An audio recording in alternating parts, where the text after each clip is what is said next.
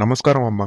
మీ కుటుంబంలో చనిపోయిన వ్యక్తి వద్దే నేను 500 తీసుకుని దానికి నా కష్టార్జితం మరొక 1500 జోడించి ప్రమాద బీమా చేయిస్తానని పార్టీ నాయకుల చేత ప్రచారం చేయించాను. పోస్టాఫీసులో కేవలం 399కే 13 లక్షల వరకు ప్రమాద బీమా సహాయం అందుతున్నప్పుడు నాకు మీరు చెల్లించే 500కి నేను మరొక 1500 జోడించి ప్రమాద బీమా చేయించుంటే దామాషా ప్రకారం మీకు 65 లక్షల వరకు సహాయం అందాలి. కానీ నేను మీ చేతిలో కేవలం 5 లక్షలు మాత్రమే పెడుతున్నాను. మీరు చెల్లించిన 500లోనే నేను 399 రూపాయలు పోస్టాఫీసులో కట్టి మిగతా 101 రూపాయలు నా జోబులో వేసుకున్నా గాని మీకు 13 లక్షల వరకు సహాయం అందేది.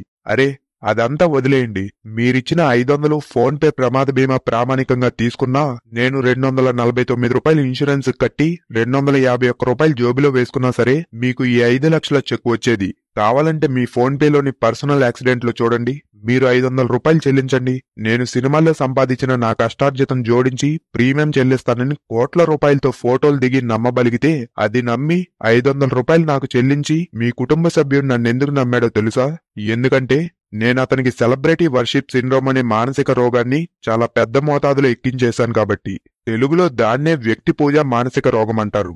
ఆ రోగం సోకితే నిజానిజాలు తెలుసుకునే వివేకం, విచక్షణ, విజ్ఞతలు కోల్పోతారు. ఆ రోగం సోకితే నేనేది చెప్తే అదే నిజమని నమ్మేసి నాకు మానసిక బానిసలుగా మారిపోతారు. చనిపోయిన మీ కుటుంబ సభ్యుడే కాదు, మీరు కూడా వ్యక్తి పూజ మానసిక రోగులే. మీరు కూడా నాకు బానిసలే. మీ సమీప పోస్టాఫీసుల్లో కేవలం 399 రూపాయలు కడితే గరిష్టంగా 13 లక్షల వరకు సహాయం అందే పాలసీ ఉన్నా మీ బిడ్డ నాకు 500 చెల్లిస్తే అందులో సగం నొక్కేసి సగం మాత్రమే ఇన్సూరెన్స్ కంపెనీకి కట్టినా నా మోసం, నా నైవంచనను పసిగట్టలేకపోయారు. మీ బిడ్డ వద్దకి మా నాయకులు వచ్చి నువ్వు 500 కడితే పవన్ కళ్యాణ్ తన కష్టార్జితం మరొక 1500 జోడించి ఇన్సూరెన్స్ చెల్లిస్తాడు అని చెప్పారు కదా. పోస్టాఫీసులో 399 రూపాయలు కడితే 13 లక్షల ప్రమాద బీమా వస్తున్నప్పుడు దానికి 5 అంటే 2000 కడితే మీ కుటుంబానికి 65 లక్షల వరకు సహాయం అందాలి కదా.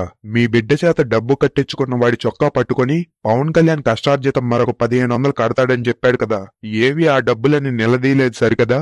మీరు కట్టిన డబ్బులో సగం డబ్బు నేను నొక్కేసి సగం మాత్రమే ఇన్సూరెన్స్ కి చెల్లించి మోసం చేసినా నన్నే దేవుడని మొక్కుతూ నాగాలకే దండం పెడుతున్నారు. మీ వాడు చనిపోతే ఆ ఇన్సూరెన్స్ కంపెనీ వాడు పాలసీ తీసుకున్నందుకు గాను మీకు హక్కుగా ఇచ్చే డబ్బును కూడా నేనిస్తున్నట్టు చెప్పుకుంటున్నా గాని దానిని కూడా మీరు పసిగట్టలేక నన్నే దేవుడు దేవుడు అని అంటూ కొలుస్తున్నారు. మీరు కోల్పోయిన కుటుంబ సభ్యుడిని నేను మోసం చేసినా నన్ను దేవుడు దేవుడు అంటున్నారు.